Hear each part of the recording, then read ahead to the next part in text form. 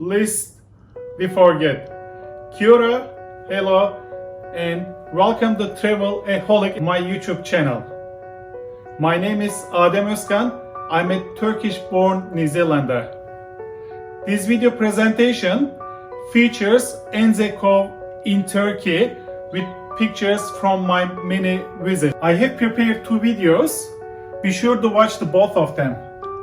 I have focused on my many visits to Gallipoli Peninsula in Turkey. In 2009, I was fortunate enough to attend ANZAC commemoration held at the memorial site at the Gallipoli Peninsula. I hope you enjoyed the two videos, which begins with a presentation by my good friend, retired university lecturer and tour guide Kenan Çelik.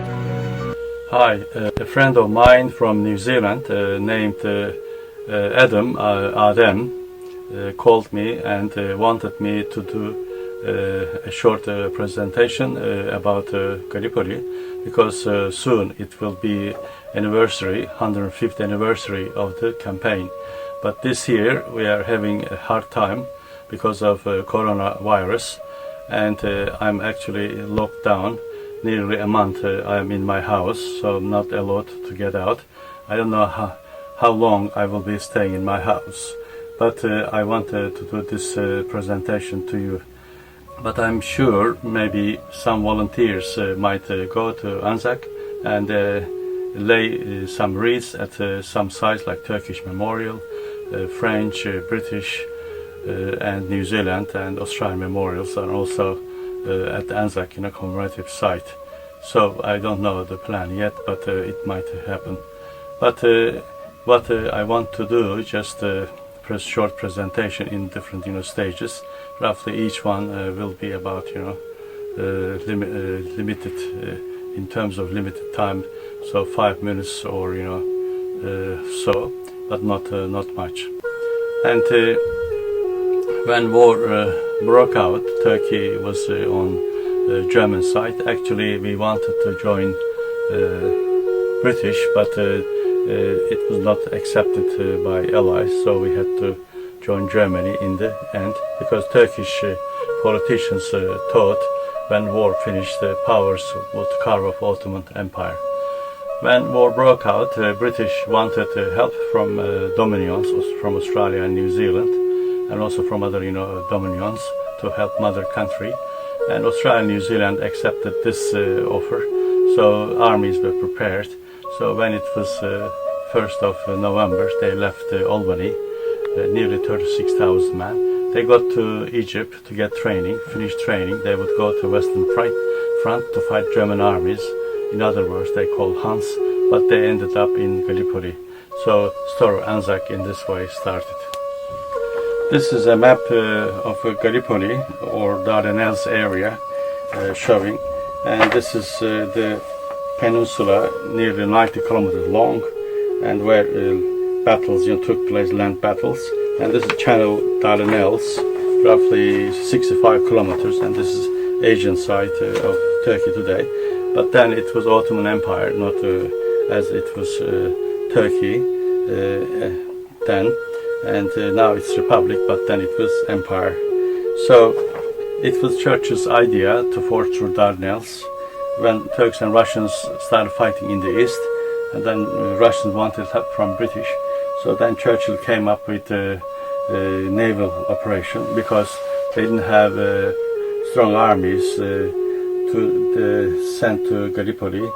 British was powerful at sea, but not on the ground, so they didn't have strong land forces, and available forces were in actually France fighting German armies. So then it would be designed purely as a naval operation in the beginning.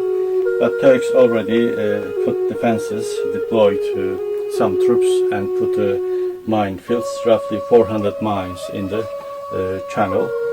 And when Navy attacked on the 18th of March, and in the naval attack, the minefields, they lost nearly 6 ships, 3 sank, 3 were badly damaged, and then they pulled back. But then about a month later, they brought armies to land Gallipoli, on the peninsula. Australian and New Zealanders, meanwhile, finished training in Egypt in Mena and Zaytun, camps, nearly, 4 months. So they were not very well trained, but they were okay. So Ian Hamilton was appointed the command, and so nearly 70,000 men, but meanwhile Turks deployed 100,000 men in the area. They were under Limon von Sanders, German general. And but here Mustafa Kemal, later known as Atatürk, emerged as a Turkish hero, and who was able to go to ANZAC, check them on the beach. So then turned into stalemate. British landed on the tip of the peninsula.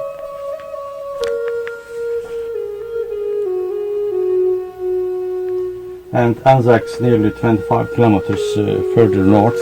So this is the peninsula showing the area. British landed here on the tip of peninsula, 29 Division under Hunter Weston, and British Australian New Zealand landed here 25 kilometers further north.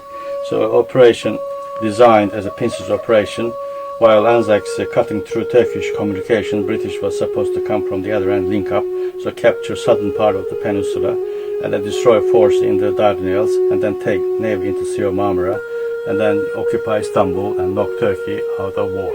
So this was the plan.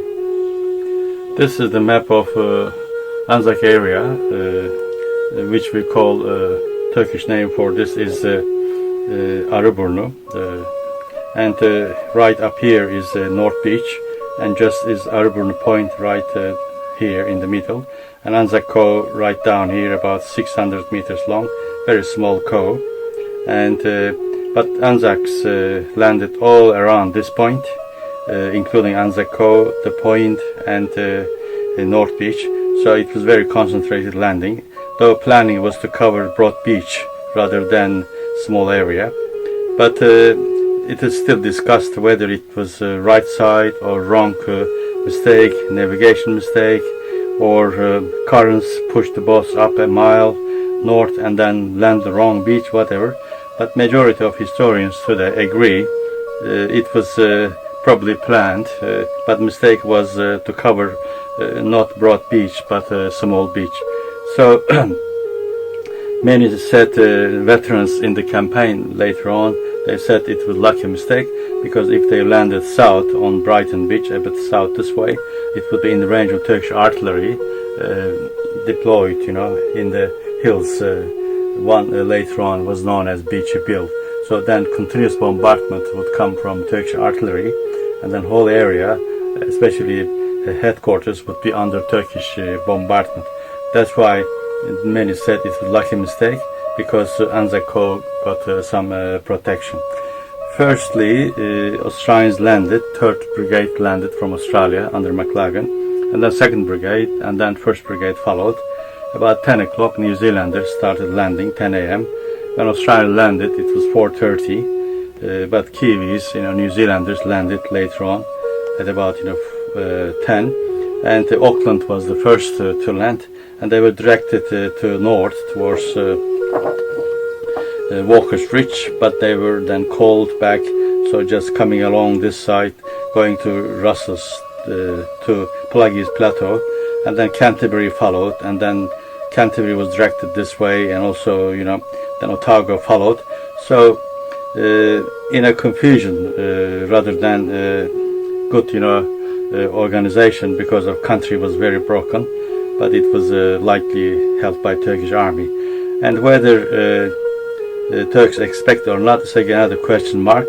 But we know from our sources today, because of the country not very suitable for landing operation, Turks didn't expect landing from this side. So there was only one platoon on top of Pluggy's Plateau, nearly 86 men under NCO. So in the first line wave, Australian landed nearly 1,500 men, and then 2,500 men followed. So in a few hours time, a lot of men landed. Meanwhile, Turks thought this was like a diversion, confusion to draw. So a bit they had to wait about 2 hours, and then 27 Regiment was ordered from 9th Division to come, and then Mustafa Kemal followed with 57 Regiment, and then they were able to check ANZACs before they got third bridge, Scrabby Knoll and Hill 971 and Chanic Bear. And then 3-day very bloody fightings, and then they dug in on the second bridge and then turned into stalemate. I want to show you a few important books on the campaign if you are interested to learn more on this campaign. Here are 2 volumes of Australian official history. It was written by Charles Bean, who was war's correspondent, and after the war he was commissioned by Australian government to come to Gallipoli and write official history of Australia, so story of ANZAC. And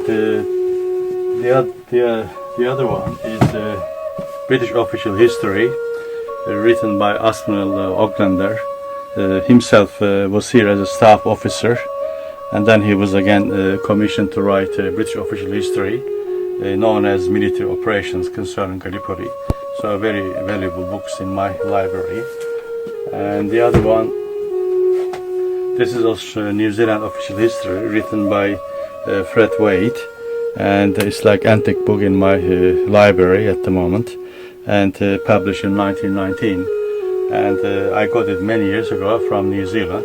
A girl who took my tour and then got my address and sent this book to me, and I forgot her name, I don't remember at the moment, but it's like treasure to me. And the other thing I want to talk about is look at this contour map of ANZAC, and look at this contour map of ANZAC depicting ANZAC area or Arubun area very well. And right here is North Beach, where commemorative site is today, and where every year on ANZAC Day people gather here and have service on the beach. Actually it's North Beach, but many people think it's like ANZAC Cove, but really not. And this is the point right here, Aruburnu. There's a cemetery there. For a long time services were held there.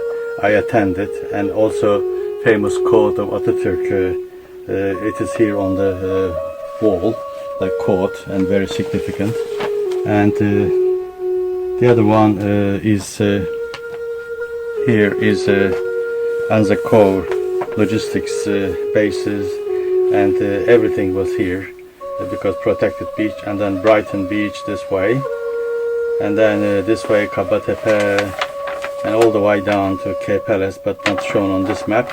And also on the other side you can see Dardanelles. So ANZAC's objective was to land here and then advance, capture first ridge, second ridge, and then third ridge. So extend occupation as far as Hill 971, which is right here, 300 meters today. But British used feet, that's why we say 971 feet high. So in Turkish we call it just 300 meters because we use meters. So here, like this side, ANZAC left, Turkish right, and the number 1, number 2 outpost, and also plug is Walker's Reach, and roughly this area was held by New Zealand Army later on. So roughly 20% of ANZAC was held by New Zealand Army, Maoris including, and this side by Australian Army, so 80% Australia, Australian troops deployed, and then this is the way they were deployed. So this is a very good contour map. This is the map of Cape Helles, or Turkish name Setul Bahir, and red one is showing British line. This is as far as they got from the Cape. It landed around this Cape, roughly 5 beaches, and code names just S beach, V beach, W, X and Y, to get a hill here, just 220 meters high, just Achi Baba, or we call it Alçıtepe, and in 48 hours they were supposed to be there when they landed on April 25th. But Turkish regiment deployed in the area and a battalion on the beaches where Allies met and did resistance against British. Nearly 2 days struggle went on the beaches. Eventually, the Turks, after suffering 70% losses, retreated to second line. British too tired and waited for reinforcements. Meanwhile, French army landed on the other side, an Asian side as diversion, pulled back and joined British here on the left-hand side of the battlefield. And then 3 battles of Kritia, named after this village. We call it Kirte today, Alçıtepe today, but then it was called Kirte. That's why British named the battles fought here 3 battles of Kritia. First battle of Kritia, second battle of Kritia, and third battle of Kritia till June.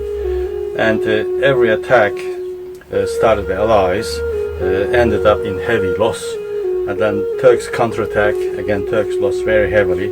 And the area was very flat, so not much cover. It was not like ANZAC. ANZAC is a very broken area, but Gallipoli is very flat. That's why losses suffered by both sides were very high. Secondly, Navy, British and French, all around like a garland, protecting troops on the beach because whole area was in the range of Navy. That's why in the counterattacks, Turkish army lost very heavily. And so 3 battles of Kritia, and then another battle here in the Gallipoli Ravine area, which was the longest one, lasted nearly 8 days from June 28 till 5th of July. Nearly 2 army corps we lost in this area. It was very heavy loss, nearly 16,000 men we lost. And then we wanted ceasefire, but Ian Hamilton refused ceasefire. He thought when Turks stayed on no man's land and Turks seeing their comrades and they wouldn't counterattack or discouraged by this, that's why, you know, just man disintegrated in the battlefield. So no ceasefire was held. Though in ANZAC on the 24th of May a ceasefire was held, but here no ceasefire at all. So 3 battles, Kritia and then Gallipoli Ravine, and then 2 battles with French here on the left, and roughly just a few kilometers of the line held by French and the rest by British. And then till August heavy fighting went on here. 6 Allied divisions, 6 Turkish divisions, nearly 60,000 men facing 60,000 Turks along 7 kilometers and ended up in stalemate. So then in August things began to change.